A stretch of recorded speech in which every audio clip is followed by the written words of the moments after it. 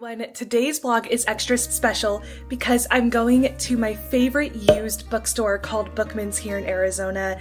We're gonna grab some coffee. I'm gonna trade in some books that I just no longer read or were not 4 or 5 stars for me that I don't want cluttering my bookcase. What's nice about Bookman's is they give you either trade or cash, and I just go and buy new books. I'm trading quite a few books, so I'm hoping to get around $60, $70 in trade. We'll see if I meet that goal, so stick around to see if I can meet that goal. Then once we get home, I'll do a book haul with you all and show you the books I got. So let's head on out.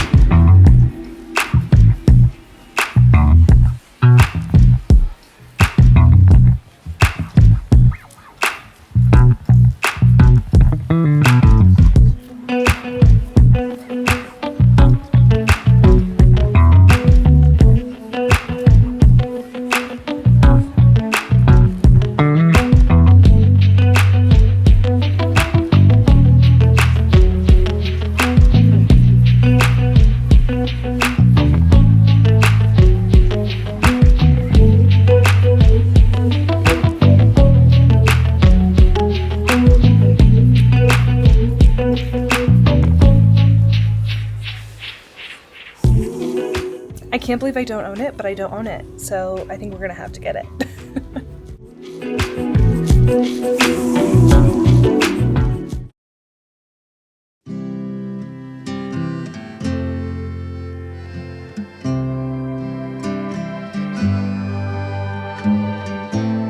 Okay, so it's the next day. Once we got home from the bookstore, I was pooped. I was so exhausted. Put the twins to bed, but let's dive into the book haul and what I got at Bookman's. And be sure to wait till the end so I can share with you exactly how much credit I got. And they were looking through my books on which ones to take. I was perusing the aisles. Let's go into the 5 books I got at Bookman's. The first book I got is a Jane Austen Society, a novel by Natalie Jenner. I've actually seen this one on TikTok and Instagram. It's on my TBR in the Libby app, which is the free library app for my Kindle. I love how beautiful and springish this book is. And when you open it up, you have this really pretty silhouette of Jane Austen, and I'm really excited to read this. I have tried to get into Jane Austen several times, and I like the Jane Austen universe and atmosphere versus her books. Please don't come at me. I tried to read the classics, and they just weren't my cup of tea, but I love reading about Jane Austen. I'm gonna read you just a little bit of the inside to get a hook of what this book is about.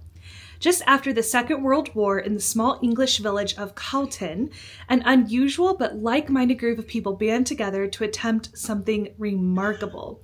In the early 1800s, Cowton was the final home of Jane Austen, one of England's finest novelists. By the late 1940s, little remains of her legacy, but a few distant relatives and their diminishing estate, including the cottage where Jane Austen wrote or revised her books. So it sounds like it follows the relatives that are still alive as descendants of Jane Austen and their book club, and I'm so excited to read this. The next book is called By the Book by Jasmine Guillory. I've never read any books by her, but yes, I did buy this for the cover. I couldn't help it. It is so cute.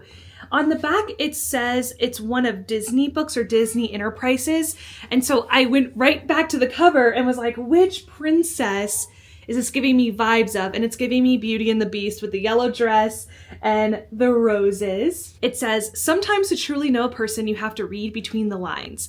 Isabel is completely lost. When she first began her career in publishing after college, love books about publishing, she did not expect to be 25, still living at home and one of the few Black employees at her publishing house. Overworked and underpaid, constantly torn between speaking up or stifling herself, Izzy thinks there must be more to publishing life. So when she overhears her boss complaining about a beastly high-profile author, beastly, hello, Beauty and the Beast, who has failed to deliver his long-awaited manuscript, Isabel sees an opportunity to prove her worth and finally get the recognition she deserves.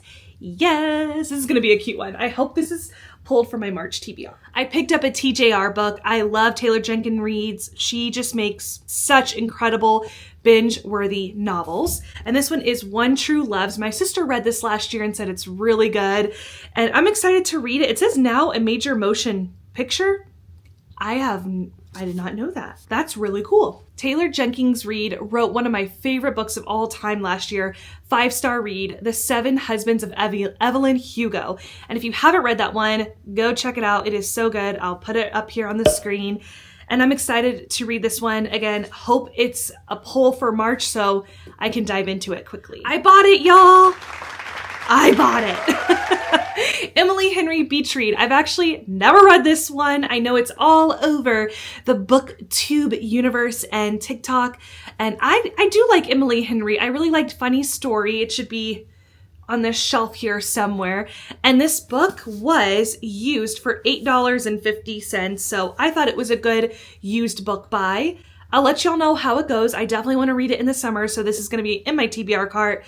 But for a few months, I want to read the first sentence because I feel like Emily Henry really hooks readers well with the first sentence. I have a fatal flaw. That's the first sentence. Oh, I'm hooked. I want to know more.